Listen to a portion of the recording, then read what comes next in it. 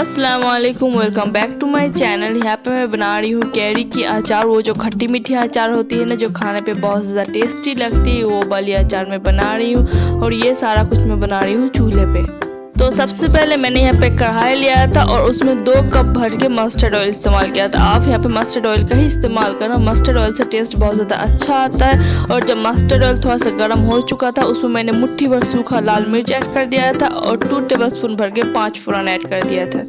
5 फ़ोरन add करने के साथ ही साथ मैं उसे 1 से 2 स्टर देती हूँ। और साथ ही साथ मैं बहुत सारा लहसुन मैंने रफली पीस के रखा था, वो सारा मैंने ऐड कर दिया। अगर आप लोग 5 फ़ोरन को ज़्यादा तेल पे चटकाओगे ना, 5 फ़ोरन का कड़वापन निकल जाएगा और 5 फ़ोरन का टेस्ट ही खत्म हो जाएगा। और यहाँ पे सिर्फ लहसुन का ही इस्तेमाल करना है, अदरक का इस्तेमाल नहीं करना है, ओनली सिर्फ लहसुन का ही इस्तेमाल करना है। और लहसुन ऐड करने के बाद इसे 1 से 2 मिनट तक के लिए स्टर करेंगे, ताकि लहसुन का जो कच्चापन है वो सारा दूर हो जाए। लहसुन को भी 1 से 2 स्टर देने के बाद मैंने इसमें ऐड कर दिया था गुड़। ये ना हाफ केजी से थोड़ा सा कम गुड़ है। अगर आपके पास ज़्यादा गुड़ हो ना, तो आप ज़्यादा क्वांटिटी इस्तेमाल कर सकते हो, क्योंकि अगर मेरे पास उतना गुड़ नहीं था तो मैंने गुड़ के बाद चीनी भी इस्तेमाल किया था। गुड़ ऐड करने के बाद इसे भी मसाले के साथ 1 से 2 स्टर देना है। और इस टाइम पे फ्लेम मेरा मीडियम टू लो है। आप चाहे तो गुड़ का इतना बड़ा टुकड़ा इस्तेमाल नहीं करके आप इसे छोटे छोटे टुकड़े में भी काट के ऐड कर सकते हैं। अब बारी है इसमें घर के मसाले ऐड करने की। तो मैंने यहाँ पे 2 टेबलस्पून भर के घर की लाल मिर्च पाउडर ऐड किया था और 3 टेबलस्पून भर के मैंने इसमें हल्दी पाउडर ऐड किया था। और यहाँ पे मुट्ठी भर नमक ऐड किया था। नमक आप अपने टेस्ट के हिसाब से ऐड करना। अब सारे मसाले को 1 से 2 स्टर दे देंगे और इसमें ऐड कर देंगे कच्ची केरिया बोले या फिर कच्चे आम बोले।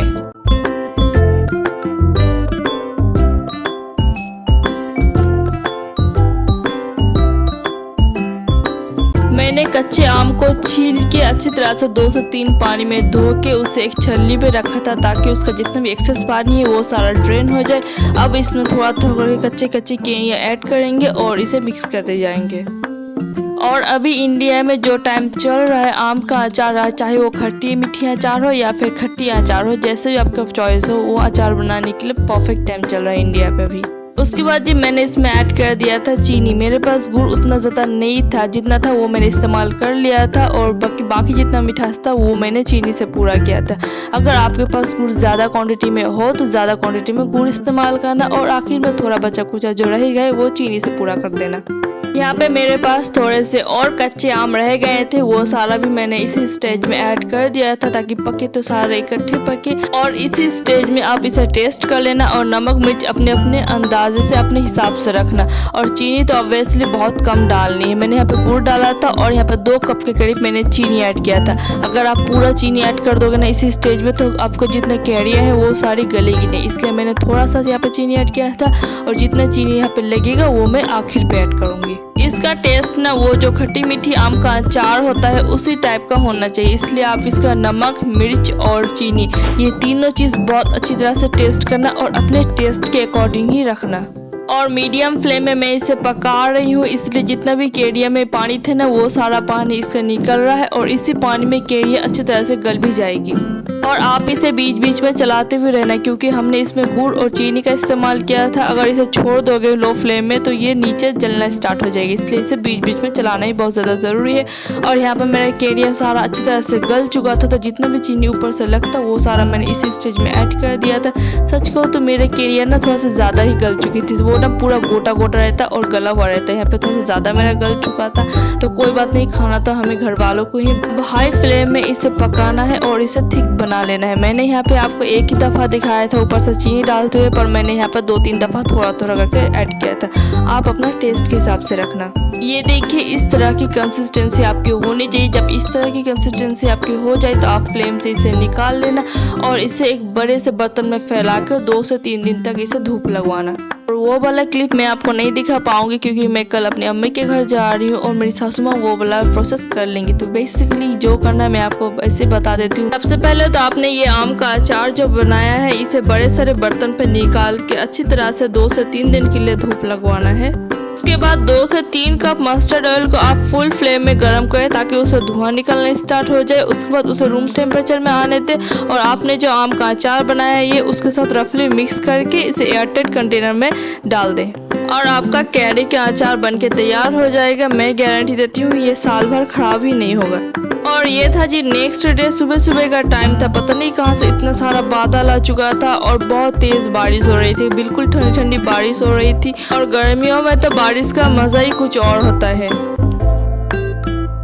और ये वाला क्लिप शाम का टाइम का था, अभी करीब टाइम 5:19 हो रहा था और युवान भी यहाँ पे सो रहा था। और बेसिकली मैं यहाँ पे जा रही थी स्टैंड कुछ काम से। एक्चुअली मुझे वहाँ से पार्लर भी जाना था, तो यहाँ पे मैं फटाफट से अपने कपड़े भी निकाल लिया था और मैं फटाफट यहाँ पे हो जाऊंगी रेडी और युवान को गुड बाय बोल के निकल जाऊंगी।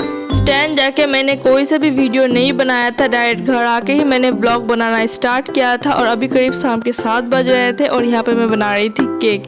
एक्चुअली मैं कल अम्मी के घर चली जाऊंगी, तो वहाँ से जाते हुए मैं रास्ते में मेरी खाला अम्मी के घर भी आता है, तो वहाँ पे भी मैं कुछ देर के लिए जाऊंगी।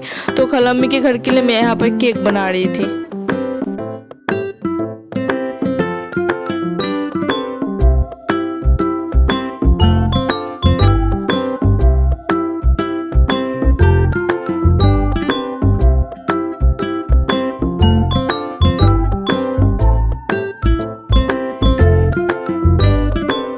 और ये था जी नेक्स्ट डे और ये सुबह 10 बजे का करीब टाइम था। मैंने जो कुछ दिनों पहले आपको वीडियो अपलोड किया था एक फार्म हाउस का, वहाँ पे कितने सारे नींबू थे, तो वो सारे नींबू पक चुके थे। एक प्लास्टिक में पका हुआ नींबू था और क्योंकि वो कुछ दिनों पहले आया हुआ था, और इस प्लास्टिक में कच्चा हुआ नींबू था क्योंकि ये कल ही हमारे पास आया था। इंशाल्लाह मैं तो अभी जा रही हूँ अम्मी के घर, वहाँ से वापस आके इन सारे नींबू का जूस बना के स्टोर कर दूंगी। और ये करीब दोपहर का टाइम हो रहा था, लंच भी बनाना हमारा हो चुका था। और यहाँ पे सासू माँ मेरी बना रही थी सेवइयाँ, क्योंकि मैं आज अम्मी के घर जा रही हूँ तो मुझे देने के लिए। एक्चुअली सबसे पहले तो मैं जाऊंगी अपनी खाला अम्मी के घर, वहाँ पे आधा घंटा के करीब रुकूंगी, उसके बाद चल जाऊंगी अम्मी के घर। तो यहाँ पे मेरी सासू माँ दोनों घर ही सेवइयाँ भेजने के लिए बना रही थी और यहाँ पे मैं भी आ गई थी उनकी हेल्प करने के लिए, ताकि जल्दी जल्दी से काम निपट जाए।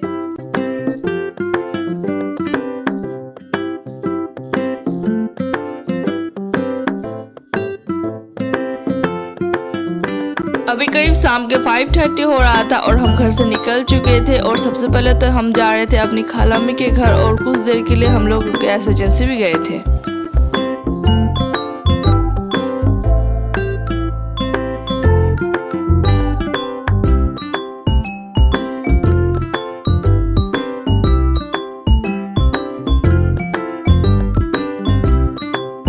एक्चुअली फार्म हाउस पर नींबू बहुत अच्छी तरह से पक चुका था, तो हस्बैंड कुछ लोगों से कह के वहाँ से कुछ नींबू तोड़ाए थे और वो लोग नींबू तोड़ने के बाद वो एजेंसी में रख के गए थे। तो हम लोग वही नींबू लेने के लिए एजेंसी आए थे। गैस एजेंसी से नींबू लेने के बाद हम लोग वहाँ से निकल गए थे और कुछ देर के अंदर अंदर ही हम लोग अपनी खाला अम्मी के घर भी पहुँच गए थे।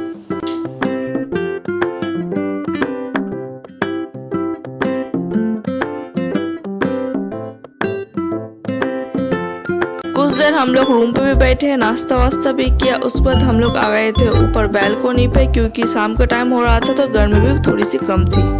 और खाला अम्मी के घर की ये वाली बैल्कोनी ना मुझे बहुत ज़्यादा पसंद है।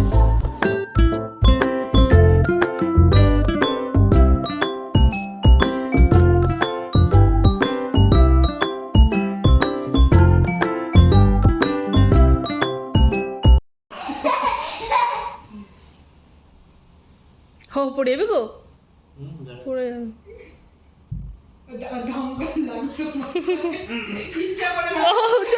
चले पड़े যাবে নিচে তো তো লেগে গেল তো সারাচ্ছে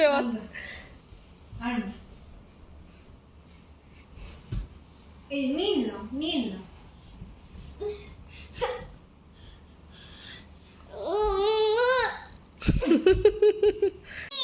उसके बाद जी खाला अम्मी ने यहाँ पे खाना साना का भी इंतजाम करके रखा था। तो खाना साना खाने के बाद 8 या 8:30 के करीब आए थे। तो हम सिर्फ खाला अम्मी से मुलाकात करने के लिए, पर खाला अम्मी ने जबरदस्ती हमें रोक के खाना साना भी खिला के भेजा था।